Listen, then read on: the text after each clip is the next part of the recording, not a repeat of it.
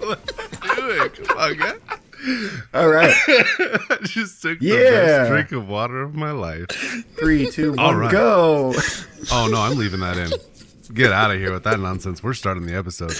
Welcome back, everyone. Everybody? What's up, everybody? Welcome to the What the Fun Show. We are reviewing Lord of the Rings, all that stuff. So this is our third episode in the Hobbit trilogy. So today we are covering, obviously, Battle of Five Armies. And so this rounds off this trilogy, and then we will get into the original trilogy next week. My name is Mike, and I am with my co-hosts, Joe and Justin. Justin, how you doing today? Doing great. Just like the third movie, we're just going to throw that beginning in and hope it sticks. Yeah. Mm-hmm. And Joe, how are you doing today, besides literally choking? Yeah, I'm doing great. I may have had a little incident where I inhaled water there, but I am good. I'm excited to finally close out this series because, let's be honest, the book was better. I mean, facts, but at the end of the day, we don't review books here, we review the movies. And so with that being said, thank you guys for joining us for this episode of the third Hobbit movie. If you like what you are seeing, hearing, please consider leaving us a review. We would really appreciate it. If you are on YouTube, hit that like and subscribe button. Podcatcher of choice, please leave a review, 5 stars, whatever stars you would like. We would really appreciate it, just to kind of let us know how we are doing, as well as just to help us with the algorithm. Like, reviews are the best, especially on Apple Podcasts. So please leave us a review. Would really appreciate it. If you're on Spotify mobile, you can leave a 5-star review there as well. And if you have not seen any of the Hobbit episodes so far, there's only been 2. We'll have those linked down below. And if Joe remembers, we'll have a card or something in YouTube. So go check out those episodes. Test Your Might is always around weekly basis, so that is our video game debate show, so go check that out as well on our YouTube channel or within our podcasting feed. All right, gentlemen, we are heading into Battle of the Five Armies. This is obviously directed by Peter Jackson to round out the trilogy, and once again, somehow still based on The Hobbit by J.R.R. Tolkien. Still want you guys to know that. Ish. Yeah, kind of ish. Loosely modeled after a book that was about 300 pages long. Yes. So stars Ian McKellen as Gandalf, Martin Freeman as Bilbo, Richard Armitage, Evangeline Lilly, Lee Pace, Luke Evans, Benedict Cumberbatch for like maybe 2 seconds. We'll talk about that. Christopher Lee's in here, Orlando Bloom, Hugo Weaving, Mr. Anderson, all those people. This released in 2014 on December 17th. It is 144 minutes long, a little bit longer if it's the extended edition. Budget $250 to $300 million with a box office of $962.2 million. Guys, that's just a little bit of a profit, huh, Joe? It's a small margin, I suppose. Yeah. Mm-hmm. Justin, any thoughts on the crazy rich people that made this movie? You know, it's tough because of how, after watching it, we'll get into that, but they made a good pretty penny on it, and the last of the trilogy always does to round out the story. A lot of people go to see that third one, even if they don't know what it's about. Yeah. Yo, hype train is real. Yeah. Especially Lord of the Rings. Like, in all fairness, we do have our gripes about the Hobbit trilogy, but I mean, people loved it still. So, I mean, it's just more Lord of the Rings. Movies can make a lot of money, even if they're terrible movies. Just because of hype train. And that gives an unfair expectation to the creators of that movie to be like, oh, we made a great thing. Let's do another one like it. And it's just as, semi good. Again, as stated potentially before, I forget if it was before Joe choked or not. I believe I'm a little bit higher on this movie than you guys after a rewatch. So let's get into it. Spoiler-free review. The patented Joseph Kelly spoiler-free review. We got it here. All right. I am ready. Okay. Ladies and gentlemen, if you're listening to this, we're about to talk about The Hobbit Battle of Five Armies. I just want you to know that this movie exists, and it's got the same characters as the other two. Is there action? Sure, a little bit. Is there some fighting? Yeah, no. a little bit. A lot Is of it watchable? Sure. I watched it, so it is watchable. Does it have redeeming qualities? You might find them, and we're going to talk about if I did or not. That's my review. Cool. Patent pending. Joseph Kelly, spoiler-free review. Justin, your spoiler-free review. All right, so this is a movie. People will watch it. Fans of Lord of the Rings will watch it. Fans of any type of Dungeons and Dragons or fighting, old medieval content will watch it. High fantasy. I did. I've watched it twice in my life now. Twice. Just 2 times. Yeah, it's a movie. It's up there as quoted as a movie. People will watch it. Okay. It is a movie. People will watch it. I definitely have gripes with this third movie. But like I will always say for certain movies, it was fun. It was still a fun ride. I still enjoyed my time watching it. Like it wasn't a slog to get through for myself. I personally think that some of the action set pieces in this movie are very, very good. But the story itself is where it certainly falls flat. And we will kind of sort of get into that.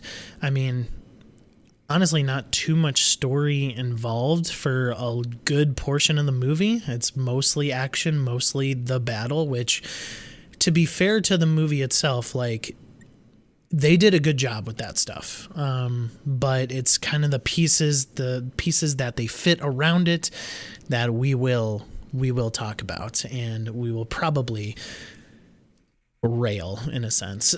So without further ado, that was our spoiler-free review. If you have not seen Battle of Five Armies, go ahead and watch it before you listen to the rest of the podcast, because this is your official spoiler warning. Hey, you. What are you doing? Who, me? Do you want to be spoiled? No? Well then, Stop it. Get some help. so you don't feel like this guy.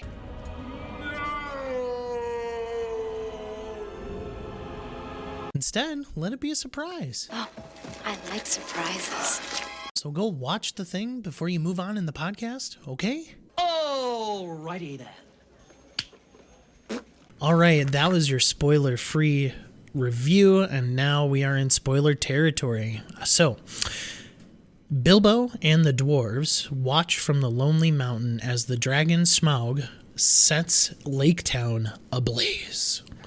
Oh, he Bard- obliterates that place. Yeah. He destroys it. Just creates lines of fire through the entire island. Yep. He's playing tic-tac-toe with the people. All right. Tic-tac-toe. Oh, my goodness. Like Tic-Tac Scorch. Yeah. Yeah. Bard are, kind of human savior character here. Bard breaks out of prison and eventually kills Smaug with the black arrow. Okay. Let's get into this, because this is my first gripe with the movie. I will let you guys sound off first. I'm gonna I like Joe's little smug face there that he's got. If you're watching the YouTube video, Yeah. I want you to I'll start. talk about it. It was one of the scenes that I actually enjoyed, up until the point where he puts the two halves of a bow into a piece of wood and somehow gets tension on it. I'm sorry, but no, it just can't happen. It literally is impossible. And I understand it's a movie. I get it. It's a movie. Movie magic is real. Come on now. There's got to be a better way that you could have fixed this bow to actually draw an arrow. I mean, come on. Just no. Just no. It was stupid. That's what I thought when I was watching it. It's all, this is stupid. This is completely unbelievable. In this moment, this is ridiculous. Yeah, I'm going to piggyback on that a bit. Sure. Go ahead. So, yes, Joe's right. Impossible, right? he also uses his son as a leverage for the arrow itself. This giant black arrow that's sharp. It's an aimer. Yeah, as a little like crosshairs, sure. Yeah. And then I just feel like it was so awesome seeing the dragon seeing Smaug do what Smaug does best with breathe fire, destroy stuff. Dragons, we love to see them. I just feel like it was such a climax to hit that point, and then it just dropped. Like, oh, I got hit by one arrow and now I'm gone. Oh no! Like, we've seen dragons take on a lot more than one arrow, and I just feel like it was a dramatic moment for sure to know that you conquered this beast that has taken over the entire region, but I just feel like that weight wasn't there. I just feel like the feeling of, oh, I did this, it was a battle, it wasn't just me firing a couple arrows bouncing off and then one good aim arrow. I feel like that weight just didn't hit, and I feel like it was upsetting to me to see Smaug go down in such kind of like a belittling way. I just didn't feel the gratification from it at all. I don't know if it was a belittling way, but that is my gripe with it, was that it was short-lived.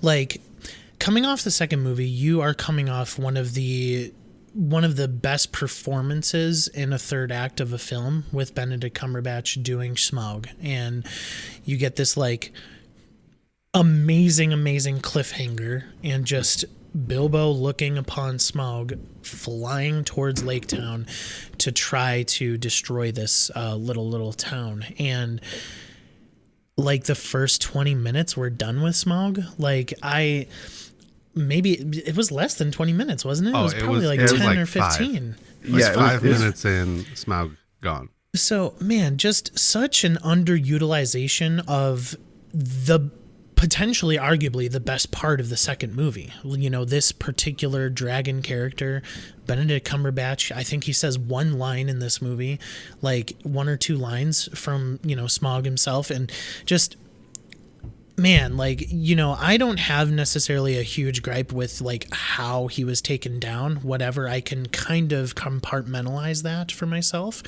but at the end of the day, Smaug is completely underutilized, and quite frankly, it sets a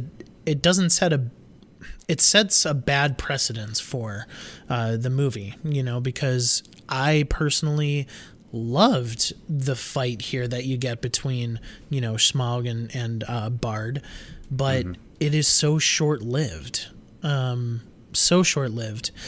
And, I'll bring this up right here, because I know Joe is our book aficionado here, and you have Smaug take up like 5-10 minutes of the movie, and you have the Battle of 5 Armies take up the rest of the movie, and I'm pretty sure the battle is only 1 page long in the book, if I'm not mistaken.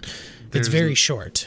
This battle doesn't exist, right? It's completely different in the book because they come to terms, and there's not this huge fight, and it's very different. And especially with the last movie, you have such a big buildup with who Smaug is and how powerful he is. And, he's kept them out of the mountain for a century longer. Yeah. And to have it go down in such a like epic failure fashion was unfortunate, especially after the buildup of the whole second movie. You're like, okay, well, third movie here, and now we want to talk about this battle. We're going to hype this battle up. Yeah. So we have to make Smaug look like a loser, right? He's an easy target. He's got this chink in his armor, so he's not even a bad foe anymore. He's an easy target, and he's going to go down very simply. Yeah. One shot, and bam, dragon dead. And now we go on to the main focus of the film, which is unfortunate because, it's not the main focus of the book. And in the book, like it's more than a page, but you have this very small section, which they were like, oh, that'll make good movie. Yeah. And I don't think it did. Because there's no story behind it. There's nothing. Yeah. And they tried to add a bunch. And that's the thing. Before you jump in, Justin, is that like just thinking about the contrast between this and Return of the King. Return of the King has a lot of action. has a lot of amazing action set pieces, a lot of battles, but the story that is intertwined with it is brilliant and amazing. And there's just no story backbone here. Justin. So, in my opinion, I think that this first 10 minutes of the film with Smaug should have been at the tail end of the last movie. I think they should have opened, if they wanted to go into the 5 armies, 100%. They should have ended the last movie with saying people are going to be looking towards the mountain. They should have been saying that at the end instead, and that would have set precedence for this whole movie to be about 100%. that. And that would have made this movie skyrocket. I think that would have changed a lot. I feel like, I do think action-wise it would have done a lot better if it didn't have that. It reminds me of the movie Knowing with Nicolas Cage, one of my old favorites. He can see the future and he sees a bunch of stuff happening, and then at the end he just like wakes up and he's like, oh, it was all a dream. Like, you don't want that in the first 5 minutes of your film. You know, it's just to, you know, it goes back to that second film where there's this just brilliant cliffhanger, and for that cliffhanger to be, I would say, unexplored. You know, because they didn't allow it to breathe in this third movie.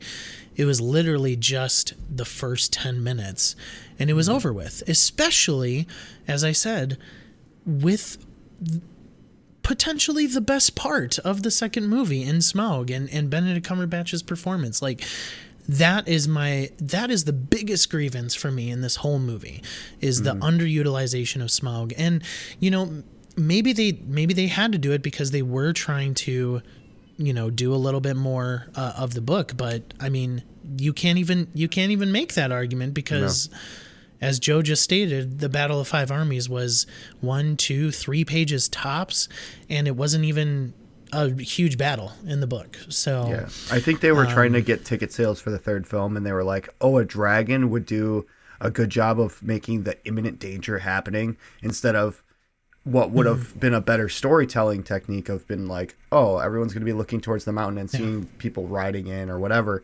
I think the dragon sells more tickets for the third film. I think that's what it is. But that's the thing. That's why I'm torn. And Joe, maybe you could comment on this. But I'm very torn because I think that the cliffhanger from 2 is so good to end the movie on. It's just so good. But it doesn't have the impact that it should have had, in my opinion, in this first movie. But like, I don't like. I agree with you, Justin, that like putting this 10 minutes here at the end of the second movie would have worked. But like at the end of the day, like I still love that cliffhanger so much. Yeah, I agree. I think that by adding the cliffhanger, they ended the movie perfectly. What happened was it fell flat in the third act, right? Yeah. We come into this third act, and what they did was, instead of giving us more of the Smaug scene, more of that story, more of what was going on, kind of in the meantime with the dwarves and Bilbo on the mountain, exploring what was happening in Lake Town, what the elves are doing, which they kind of did here. All of that is over so quickly in this third act. That it feels unresolved, even though it came full circle, and it is in fact a resolved issue. Smaug is dead. He's no longer a threat. He's no longer a problem. They don't set up what the new problem will be beforehand. So we have this ultimate resolution to a huge problem that we just thought was the biggest thing that they would ever face, done in 10 minutes. And now we have no setup for what the next problem is, except for the little hints here and there of the darkness, the necromancer. There's this evil and it exists, and we think it's coming for you in the mountain, which is weird. It's unexplained. Yeah, I mean, it is explained. Yeah, exactly. It's not delved into well. Like Gandalf throws like 1 or maybe 2 lines of it, like whoever controls the mountain like is just set up for the future, you know, and like we just don't want the bad guys to be set up in the mountain, you know. But like it, as you said, it wasn't really planned out well as far as in the movies. There was no like true, you know, spine, true backbone to this to the storyline. Yeah, there's no why. Why is this important? Why Yeah. does it matter? Why do we care? Why? We have a lot of whys that as we're watching, we go, okay, but why? Yeah. And I felt that for the rest of the film. That's how I felt. Yeah. Okay, but why? Why is this important? Why should I even care? Why are they doing this? Why is this happening? It was a lot of that. It's true. All right, let's move on. Smaug's falling body crushes the master of Lake Town and his cronies who were escaping on a boat with the town's gold. It does not kill that dumb Alfred character, though unfortunate. Yeah, we get a great scene with him in a little bit. Oh my goodness. Bard becomes the new leader of Lake Town and guides his people to seek refuge in the ruins of Dale. And meanwhile, Thorin, having become possessive of the vast treasure in the mountain, searches obsessively for the Arkenstone. Well, sorry, commands all his fellow dwarves to search excessively and obsessively for the Arkenstone. Yes. And so here we kind of, again, it is reiterated and it is in full force. We see Thorin's character change. He is now gold hungry. He is now greedy and trying to protect his gold, and he wants the Arkenstone because the Arkenstone, whoever carries it, is, the leader, the king of this mountain, of the King of the under dwarf. the mountain. Yeah. So, what do you guys think of like Thorin's like true character change here? We saw bits and pieces of it in the third act of the second movie, but he is full on like bad now here. I like it. I didn't think the acting was believable, in my opinion. Sorry. I don't think his acting in this, the portrayal of a negative character, he did a very good job, sadly. He did a great job playing the good character and playing the leader of the group. I feel like when that turn happened, he didn't portray it. He didn't execute it properly, I guess. In his stance, in his emotions, I didn't see it for myself anyway. I don't know if you guys differ from that, but I don't think he did a good job. I'm gonna hard disagree. I think Thorin did a really good job as far as depicting it, and you could kind of, again, it goes into the company, right? Like the company of dwarves like understand this and they could see it, and I think that Thorin did do a good job, and like the way that one thing that I noticed is that like his makeup throughout this whole movie just started getting paler and paler, and he just like was really sinking into that greed. And then when he got rid of that, he was Thorin again, and it just kind of I thought it was good. Joe? I thought he did a good job. I thought it was believable. It definitely didn't pull me out. I love that they kept it in there and they didn't try to do something different. Obviously true to the book, he does have like the king sickness, the gold sickness, whatever you want to call it. And he suffers from that just like the rest of the line and his family. It takes over. It becomes all consuming. You see that. I think he does a good job portraying, how much it takes over him. And in this movie, to the point where he's literally ready to throw Bilbo off the parapet walls and to his death. And it's like, oh, shoot. Well, I guess he's gone a little haywire. I was sold on it. For Cocoa Puffs. Yeah, I was sold on it. There were other things that I have much bigger issues with. So that one was not one of them. Let's get to that then. So the Arkenstone Bilbo actually has, and he has kept hidden this whole time because I think he has good motives here. He wants to see his friend be in the correct state of mind to hold this stone. Because as we get to the end of this movie, spoiler alert, but that's what Bilbo considered Thorin, a friend, a brother, and he wanted to see the king under the mountain thrive, and he's not going to thrive if he has this dragon sickness they call in the movie. But Little wrinkle in here.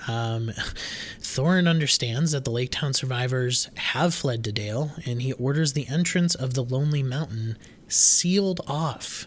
So they build a wall. They build a door, a stone door. They also build stairs to get to the top of said stone door. Like, this is thorough stuff. Nobody is getting into this mountain. Yeah. They are dwarves after all. Great builders with rock Great and stone. craftsmanship. Yeah, it's true. Yeah, for But sure. yeah, he absolutely pulls a Trump there, builds a wall, cuts everyone else off, says, "No, you can't come in here. This is my hole in the mountain, and you're not welcome." Obviously, this is the dragon sickness. Has a big effect on why he does this. But also, he's kind of a jerk. Like, there's moments beforehand where you see it a little bit in his interactions with Bilbo in the first film. And some of the interactions with the other dwarves and Bilbo again in the second film. He is not one to lay his trust quickly on anyone. So he mistrusts and distrusts everyone until they've earned his trust, which is unfortunate. But he also becomes, in this scene in particular, he becomes who he hates, which is the Elven king, Thranduil.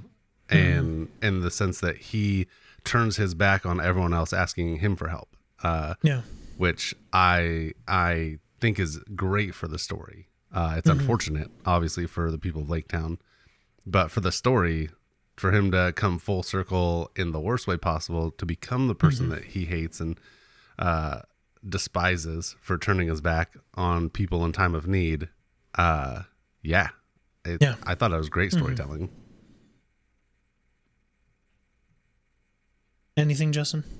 No, I agree. I think that the portrayal of him changing back to, spoilers towards the end, it was good. You saw that, you felt it, I guess that's the best way to put it. You got the emotional gratification for it, for sure. Almost as, the first Hobbit movie hit me pretty hard when I first saw it. The second did a little bit, and this one kind of it was the tail end of it. So yeah. It held emotional gratification for sure. Nothing too massive. Yeah. Yeah. So while all this is happening, Galadriel, Elrond, and Saruman arrive at Dol Guldur and free Gandalf, sending him to safety with Radagast. They battle and defeat the Nazgul and then face a formless Sauron himself. Now, the Nazgul, I believe, were the Black Riders, the Ring Wraiths. Yeah, the Wraiths. Yeah, the Ring Wraiths. Yeah. The Nine. And they were the 9 men who they were succumbed to the Ring of Power. They had the 9 rings of men, right? So yeah, the Nazgul were the 9 human leaders of the people at the time when Sauron was originally in power. So this scene, I did not remember this scene at all. Like, it just kind of came out of nowhere. I knew that they rescued Gandalf, but it's mostly the Galadriel stuff that, like, I just did not remember. I think I remember that there was a battle to get Gandalf, free, but that Galadriel stuff was, well, that was kind of wild. She just, like, turned all, like, Beetlejuice on Sauron, and just, like, it was quite crazy. It was a throwback to the other films. In my opinion, completely forgettable. I understand why you didn't remember it. This whole scene sucked. Straight up, I'm saying it. Absolute, like, poop. Just I was unwatchable filth. Kind of foreshadowing here, but I was kind of expecting Gandalf to talk to another butterfly. Oh, don't worry. Just keep watching. Yeah. All right. Sorry. Before Joe listeners pukes, out here, Joe pukes. So Galadriel defeats him in a duel of wills and banishes him and his forces to the east. So I'm assuming banishes to Mordor, right? Yeah, she sends him away. Yeah, to kind of set ridiculous scene. Yeah, kind of to set up the next movies. I have something really. I will need your help in putting some pieces together, but I have something that I need to bring up later on, so don't let me forget. Azog marching on Erebor with his vast orc army. Erebor, there we go. Oh my gosh. That's the kingdom under the mountain. Yeah, that's yeah. His vast orc army sends his son Bolg to Mount Gundabad. I was just waiting for you to correct me if I was wrong for that No, name. you're good. Anyway, to summon their second army. Legolas and Tauriel witness the march of Bolg's army, bolstered by orc berserkers and giant bats. Justin? They're not eagles, they're bats. For now. For now. Spoiler. All right. I could tell that you guys aren't into this synopsis. I love Legolas, so anything with Legolas, he's one of my favorite Legolas characters. is cool. Yeah. I think Tauriel takes the cake in this one, though. She's way better. Like, She's maybe not a something better else, fighter or man. whatever, but she is a better character in these films than Legolas. I don't think that they did that's him any because- justice. I think the original trilogy holds a place for Legolas, and this was kind of like her way of showing that she's something too, and they did a phenomenal job with them. The elves in general were done very well in all three of these films. I don't know. I like the fighting with that Legolas did. I have one issue. Again, we'll get to that. Thranduil and an elf army. By the way, thems are some ninjas. They get into Dale without a notice, and they are there to reclaim a treasure once withheld from them by the Dwarf King Thror. Basically some white diamonds, white crystals, right? They're Mithril. fancy elf stuff. Yeah. Yeah. Yeah. We're just calling it fancy elf stuff. You got to stop being a know-it-all. The strongest substance known to Middle-earth. I'm sorry. Diamonds inside of a chest. It's the vibranium of Lord It's of the Middle-earth Rings. vibranium, exactly. There you right. go. I love it. All right. It's what Bilbo has a chainmail shirt made out of. Yeah, the only thing that saves Frodo from the troll thrust. All right, we'll get to that. Stop spoiling things. And Also That's in the the next Nazgul blade, right? It stabs him as well, or is that's before? That's before. Yeah. Before they right. reach Spoilers. Elrond, he's given Yeah. the gift by Bilbo. Anyways, ninjas So in the dark. Thranduil and the elf army get there, and they're pretty adamant that they want to go to war, just like right away. Like they're going to attack in the night. Thorin's not going to see it coming. I would be willing to bet that he wouldn't have. But Bard actually does ask Thranduil to kind of reason with Thorin, which, I mean, to no avail. Thorin's under the dragon gold curse, Thorin was, I would say, a man of his word, and now he's not, because he's got that dragon sickness. And so Bard goes to Thorin, asks for their share of gold and the elf share of gold, and it just doesn't work. Gandalf arrives at Dale to warn Bard and Thranduil of Azog, but Thranduil dismisses him. He does not believe that there's this massive orc army on the way to Dale to claim the mountain. Mm-hmm. Yeah, and he goes, "Does my counsel count for nothing?" Because he feels a little bit betrayed because nobody wants to believe Gandalf. To be fair, he set himself up this way, disappearing all the time. He's a little bit untrustworthy. I understand it. But yeah, nobody wants to believe him or listen to him. Turns out he was right. There is an orc army coming. Also, everyone else is too pig-headed to look beyond their own nose, and they go, "I want what I want." And that's dwarves, that's men, that's elves, that's everyone except Bilbo. But was like, Gandalf. "I'll do the right thing." I think Gandalf was okay, Gandalf is a very Dumbledore character. He plays everything close to his chest, and everything's for the better of the world. But it's all his wants, right? He wants to do it this way because he wants to fend off the darkness. But it is his thing that he wants to do. So even his is a little selfish. I mean, Hear me out. I mean, it's for the betterment of Middle-earth. Yeah. But selfish, and he wants his thing done. and forget whatever else is going on. He's supposed to be one of those characters. He's one of the wizards, and there's only, 4 of them. At this point, so far anyway, the dragon's curse of this gold, the cursed gold, is kind of foreshadowing the ring of power. And we don't get a lot of that from Bilbo up until this point of how it's affecting Bilbo. When through the original trilogy, it's, Frodo's cut to Frodo, see him struggling every 30 minutes. We see something. Yeah. Like, I feel like Bilbo's pretty strong with this thing. Apparently, he does not get affected by it. But the darkness isn't as strong in the land yet. Yeah, True, Joe, true. correct me if I'm wrong, but yeah, there's not that sort of power that is, with the ring as far as people really in search for it at this point. So I think that has a little bit of play into it. But since you kind of brought up the ring here, Justin, Joe, can you give us some insight? How involved is the ring at the end of the Hobbit book? Because that's one of the things that I do sort of have somewhat of a problem with, is that there's no true battle with the ring in this movie at all, and maybe that's for a reason. Yeah, there's not supposed to be. So in the Hobbit itself, you don't know much about the ring except for Gandalf. There's one part where Gandalf thinks it might be the Ring of Power, the one ring that was lost that they don't know anything about. That's kind of all you get in the Hobbit. Up until that point, what you really understand is that it's a ring that turns them invisible, and I think the way they phrase it is Gandalf says it's not a toy, and don't use it lightly.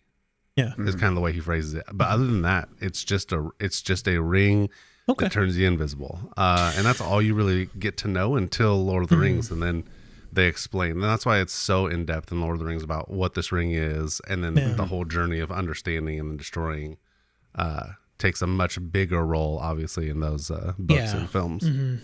Yeah, and I guess I just kind of wish that there was a little bit more of the ring foreshadow, kind of in The Hobbit specifically, this third and final film. And it kind of comes at the end, but I thought I wish the ring was sprinkled in a little bit more than it kind of was. But if it's just not true supposed to to be the a big book. story point. Yeah, It's supposed to be a story point, and the book obviously does a little bit better because they can get into the nuanced little areas where when you're reading something, obviously you can put all that extra the feelings, how Bilbo's feeling, how this is affecting him. And in a movie, you can only rely on the actor's ability to portray how it's affecting him. And they kind of, they touch on those moments, but you can't do as much through visual as you can with, words. I just feel weird. They wanted to stay true with the ring aspect of the book, but nothing else. They kept most of the story points. They just added a lot. Yeah. Okay. A lot. Let's get to that a lot that they added. So I'm just trying to postpone this next paragraph because I know there's some things we don't like in it. Well, so Bilbo sneaks the Arkenstone out of Erebor and hands it over to Thranduil and Bard so that they could trade it for the promised treasures and prevent a battle. Thorin angrily refuses the proposal while Bilbo chides him for letting greed cloud his judgment.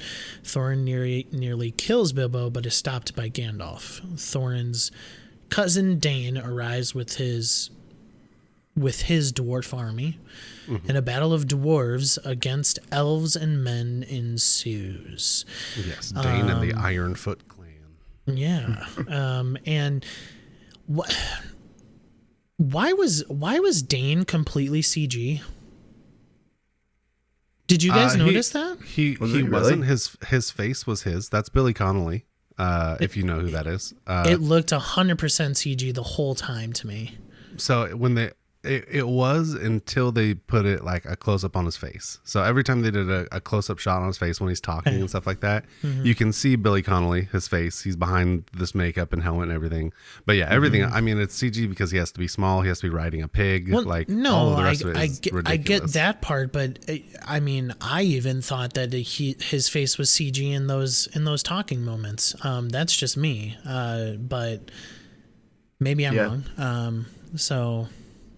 Yeah, I think that those close-up shots were not CG. At least they didn't look CG to me. But everything else with them, they yeah, did to CG. me. So I'll just I put it in the same category as like Smeagol and Gollum, where like they used his structure, but it was mostly CG.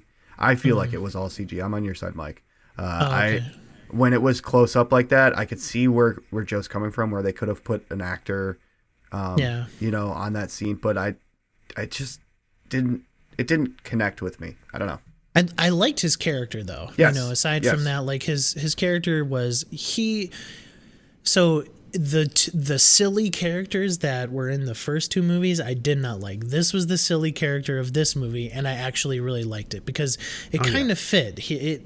It gave me, even though they're not related, it gave me Gimli vibes, from the original trilogy. Like he's sort of like this silly, like trying to have fun dwarf, and this is what you get from Dane, and so I think it worked out well.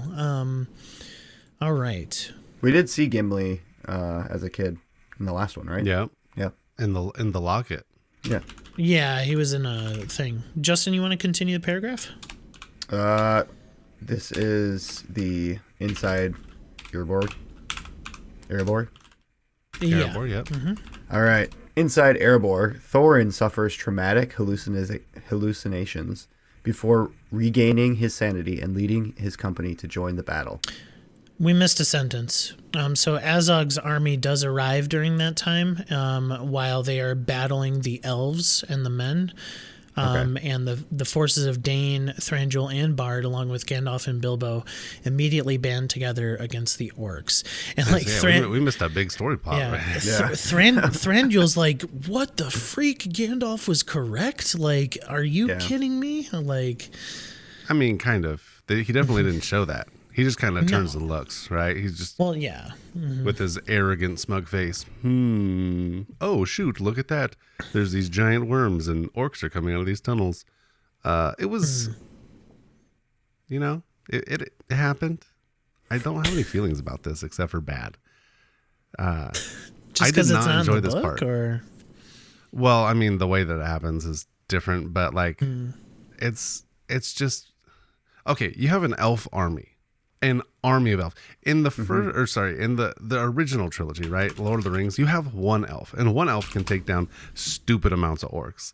And for some reason, in The Hobbit and in this movie, you have a literal army of thousands of elves, and they can't handle one little orc army. And orcs they're not smart creatures. These are dumb creatures. All they're good for is swinging a sword. I second that. They would have been handled, like immediately handled, dispatched of. It would have been a joke, which is why in the book there's not a big army. There's the giant battle of 5 armies that lasted 2 days, whatever. Like, they would have been dispatched of so fast, so quickly. It would have been literally a joke to have an orc army versus both a dwarf army and an elf army, let alone the humans alongside and a wizard and Bilbo. Yeah, and I mean, no, he's not a fighter. He is in these movies. He is in these movies. What do you mean, ish? Like he gets scrappy. It's hard for me to see, growing up with Legolas, of course, but then seeing them break in to get Gandalf earlier and be literal thieves, like ninjas, and then this army can't handle like a whole army of them. I second what Joe is saying. I agree completely. And then it only gets worse from there. Yeah. I mean, it's not good storytelling, just to have the orcs just handled handedly, I think if it was consistent with the elves' characters, yes, then I would be okay with it, but it's not. Or have the elves come in afterwards. Yeah. Yeah. The elves come in late to the battle and just dispatch of all of this nonsense. But yeah, Nice. that's not what happened. All right, so a second front is opened when the orcs attack Dale, forcing Bard to withdraw his forces to defend the city. All of these defend the city scenes are with, that Alfred kid, and I'm so done with that character at this point that I don't even want to talk about him. Justin, go ahead and continue. So after the hallucinations and the sanity regarding, he gets his company to join the battle. He rides with Dowlin, Philly, Killy, and Azog. Meanwhile, Toriel and Legolas. He's not riding with Azog. He's trying to kill him. Kill yes, kill the Azog. White orc or the pale orc. Who's still alive throughout all of this, apparently. Meanwhile, Toriel and Legolas. Oh, go ahead. I said that guy lives through everything. Apparently, Yeah. dude gets killed like 4 times and somehow comes back each time. He is a Terminator for sure. So Toriel and Legolas arrive to warn the dwarves of Bolg's arrival, and Bilbo volunteers to relay the news to Thorin, using his magic ring to move through the combat unseen. Mm-hmm. So another orc army coming in. Yeah. Just using it like a burglar would, right? To sneak on by. Things we've seen already. Nothing and new then here. ensues super unwatchable content. Now, these ones are better battle scenes, but you get the Thorin and Azog scene. You get the Toriel and Bolg, also Legolas and Bolg scene. And like they had redeeming qualities. Like you want to see Thorin beat Azog because there's so much family history there, and they've been building the story of how there's this hatred and he's a a good foe, and that one was a decent battle. I enjoyed that. Yeah, like I said, I think most of the action scenes are pretty fun. I even like the scene where they're on the chariot with the spikes on the wheels, mowing down some of the orcs. Like that was super fun.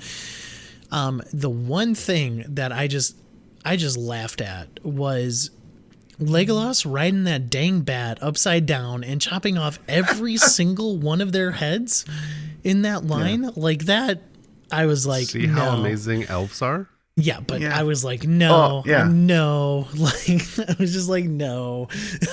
That's what I mean. That's supposed to be like the consistency. That's what I'm talking about. That's what Joe was talking hear you. I hear you. But like, to me, like, I think it would have been better if like this whole line of orcs and he's not riding a bat, but he just like John Wicks through them with a sword. Like I think I would have liked that better instead of just like, oh, I'm just gonna fly overhead. I'm going to trust that this bat is going to fly in a straight line so that I could get every single orc's head off here. And yeah, it was just unbelievable to me, even for an elf. To be fair, we've seen that before. We've seen the Legolas John Wick through the original trilogy. So they're trying to add more depth to his character. Fine. But that's not all. After the Legolas fight, Joe's favorite character makes an appearance to help defeat the orcs. Who are we talking about, Joe? Oh, we're talking about the Eagles. Yep, you guessed it. They're back again. Where did they come from? Who effing knows? I don't. No one called them this time. Them, maybe. Gandalf needs help. Somehow they just appear. I know it was, but like it just doesn't make sense. They're not necessary. We don't need them. They take all of the pressure and angst and buildup and tension out of a scene because. Oh, just send in the freaking Eagles. They'll take care of it. They'll swipe through all the orc armies. They'll handle business. They'll save the day. You have to at least give the Bjorn stuff. The Bjorn stuff was awesome. So dumb. So dumb. No. Him jumping from the eagle and turning into a bear? It was awesome. So lame. He's not there. Awesome. He's not supposed to be there. I don't None care. Of this is it was supposed still to happen. awesome. I don't Still understand. awesome. I don't understand why is it every there? Why is it necessary? Why do we want it? Why? I just don't understand why every impactful climax they have to just throw eagles in the mix to throw a wrench in the system. Like, we don't need that. We didn't. You know, the only scene necessary for eagles is the one where Frodo is pulled off the mountain. Well, after he throws the ring and destroys it, the only time the eagles ever should have shown up for anything was to pull him off of that stupid rock in the lava flow. That's the only eagles we ever need in this film. Everyone, all the other times, get rid of them. But Peter honestly, Jackson, even you suck though for putting eagles in this stupid film. Get rid of them. Even though, Joe, if you were to put it at that point, people would still question, why weren't they there earlier? That's their question. And they do come. Totally come fine. to grab Frodo, right? We're talking about Return of the King, yes. Accurate. But if that was the only time that we saw the eagles, the fans would be, why didn't they just fly there the whole time? Isn't that the only time we see the eagles in the original trilogy? That's the only time they're supposed to be there. I don't think so, though. They saved Gandalf off the tower. Yes, off the Tower of Sauron. He talks to the moth. In Two Towers. Okay. Yeah. Well, that makes a little sense. But still, like, I agree with you. Like, it would have been the only redeeming quality of that was Bjorn for me. Like, I loved that scene. I loved him transforming as he's going down, and he just like takes out the orcs. I really enjoyed that. But other than that, you are right. It's like, why do we need a trump card or like a get out of jail free card in these battles? Like, it's not effective storytelling. No, all of the weight is lost. Yes. Mm-hmm. Okay, well, the Eagles are just going to save the day, obviously. Everyone's going to be fine. The only person that dies is what? Philly? Philly dies in front of them. And then Thorn eventually dies to his battle with Azog. Spoilers. That one we knew was happening, right? He self-sacrifices. He does the old, I'm going to let you stab me so I can stab you too. Which, like I said, that was a good fight. That was a good battle. There was real natural consequences. It had weight. You felt it. It was good storytelling. And then everything else was like, yeah, and okay, so, well, throw it at the wall and hope it sticks. Yeah. Yeah. Like, I just didn't like that. I got nothing out of it. Yeah. The most redeeming part of that was Thorin becoming fully back to himself in that moment, apologizing to Bilbo. I'm sorry, friend.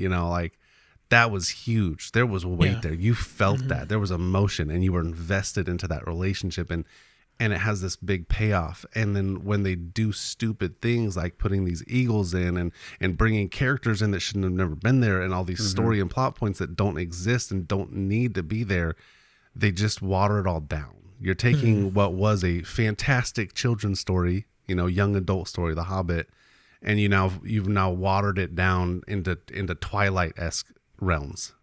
And yeah, I did say that. Whoa, shots fired. That's how I feel about shots the movie. Wow. Yeah, that's crazy. But yeah, kind of like, again, I enjoyed all the action set pieces. I really loved Legolas fighting Bulge. I really enjoyed,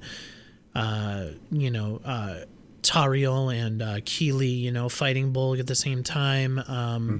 All of that was really, really fun. I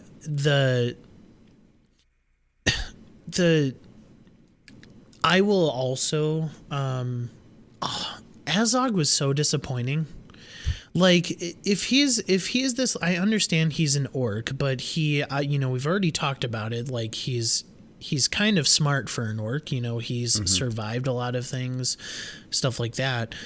Like, why do you have this quote unquote smart orc swinging around a thing that slows him down? Like, the battle just between them was unbelievable to me in the negative sense of that term. Like, Azog, I don't think would be carrying around a chain with a boulder on it, fighting Thorn. It just, if he's this like war leader and he's like this army leader in general, like he's gonna be a little smarter than that, at least in my opinion. And so, like, that was kind of annoying.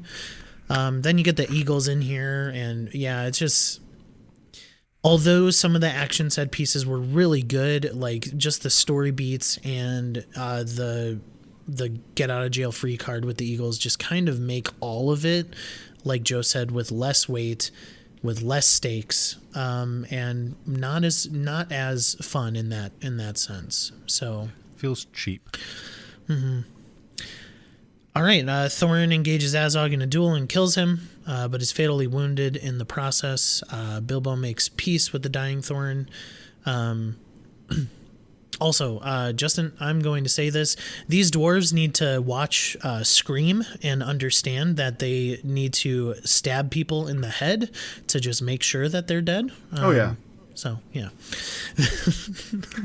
They need to get with the times. Thranduil advises... anyway... Bilbo makes peace with the dying Thorin, while Tauriel mourns Keely, with Thranduil acknowledging their love. Thranduil advises Legolas to seek out a Dúnedain ranger in the north who goes by the name Strider. Joe, this is where I come at you with I need some knowledge, because to me, this scene is BS.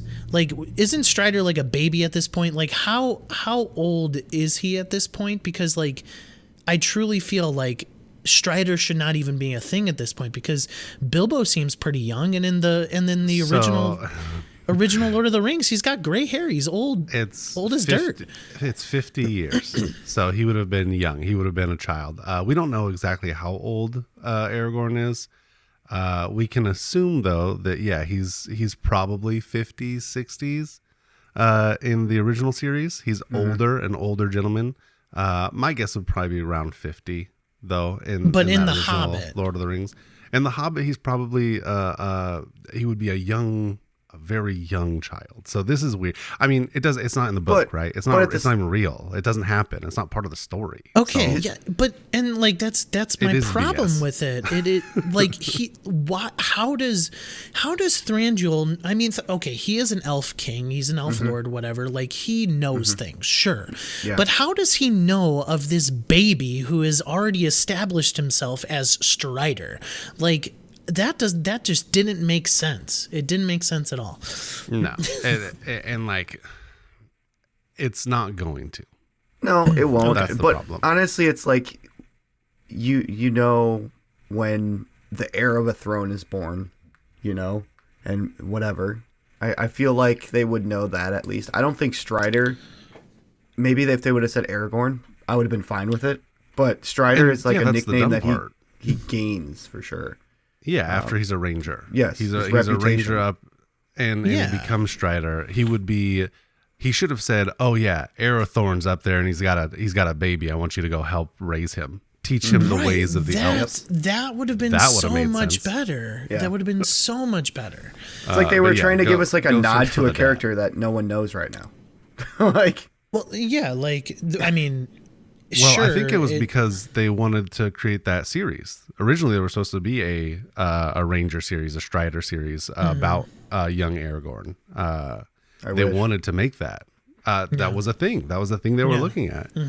And obviously, they scrapped it and they came up with whatever this new series is now that we'll be watching. But like, I mean, the new series is before The Hobbit, so. I think that was the nod that they were trying to give. It just didn't make sense. Oh man, and it won't, I was like, because right. he would have been a child, a young child. All right, let's get through the rest of this. Thorin is buried with the Arkenstone along with Keely and Feely. They're kind of buried together because they're all family, so those are his cousins, I believe. Yes. And Dane is actually crowned king, so there is dwarf descendants and a dwarf kingdom reestablished in Erebor. So Dane becomes king under the mountain, king of Erebor, which is great because I love Billy Connolly. Too bad he never makes another appearance. I love that CG guy. As Thorin's company settles back in Erebor and Dale, begins to recover with Bard as the leader. Bilbo bids farewell to the company's remaining members and journeys home to the Shire with Gandalf. As the two part ways on the outskirts of the Shire, Gandalf admits his knowledge of Bilbo having one of the power rings and warns him of it. Although Bilbo assures him that he had lost the ring, Gandalf ain't having none of that, Bilbo, just letting you know. Bilbo returns to Bag End to find his belongings being auctioned off because he was presumed dead, because he's been away for 3 months, I think they said. He stops the sale and starts tidying up his home, revealing he still possesses the ring. 60 years later, Bilbo receives a visit from Gandalf on Lord of the Rings Fellowship of the Ring Day, 111th birthday. And that is the end of the Hobbit trilogy. It ends really well. That's exactly how it was supposed to end. There you go. Joe, let's get into your review of this out of 5. 5 being amazing, 1 being bad. I'm waiting for it. Oh, it's a 1. I would give it a 0 if I could, but it's not on a rating. Don't watch it. It's a waste of your time. Okay, and obviously, if you're listening, if you're still here, you understand that I'm a big fan of The Hobbit and Lord of the Rings. I love these series. This movie was unwatchable. Unwatchable. Even if you've seen the other two, it's not unwatchable. Turn this on, watch the first 5 minutes, right? Get the Smaug scene, watch him die, and then fast forward all the way to the very end when Bilbo goes home. That's the story you need right there. Boom, bang, done. Like, dragon dies, he makes it back home. That's all you need. Do you need more than that? No, you don't. No, not necessary. Okay, all right, sure. It's a 0. Justin, we got a 1 from Joe. Do you agree with him? Can you go next? Because I have to think about. I've seen it twice, and I remember it being better than it was the second viewing. So go ahead with yours, and then I'll come back to mine. So originally I think I said that I was higher on this, but I still don't think it reaches the second movie. So I do believe that it goes 1, 2, 3 in order of quality as well. So I did 4 for the original one. Great. I did 3 good for Desolation of Smaug, and here I'm going okay, which is a 2. You definitely had high hopes for this movie. I remember when going into it, watching it, I even remember the theater that I went to go see it. Like, I had high hopes for this, and I really wanted it to be just a fantastic end to the trilogy, but there are just too many grievances that I have to even bring it to the good mark. So I'm just going to say, okay, I believe that it is more watchable than Joe is letting on. And maybe it is unwatchable for those people who are as hardcore of a book fan of The Hobbit as Joe is. So that's what I would say. Justin. So this is really hard for me. I'm going to go with 2. I'm going to go with okay. I was close to giving it a 1. Very close. I feel like the action, the cameras, the cinematography sense, the acting was pretty good. It was okay. I think where it fell on its face was with the story. And I think that's where it really hit me hard.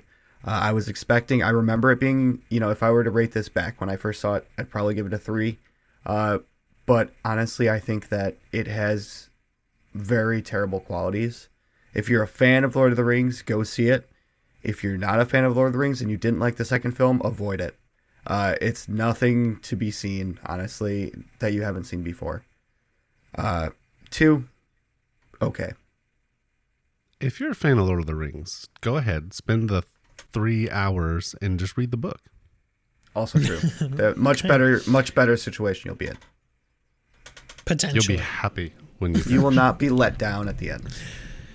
All right. Well, that is our ratings of Battle of Five Armies. Let us know what you think about the movie, either in a review or down in our YouTube comments. We would really appreciate it.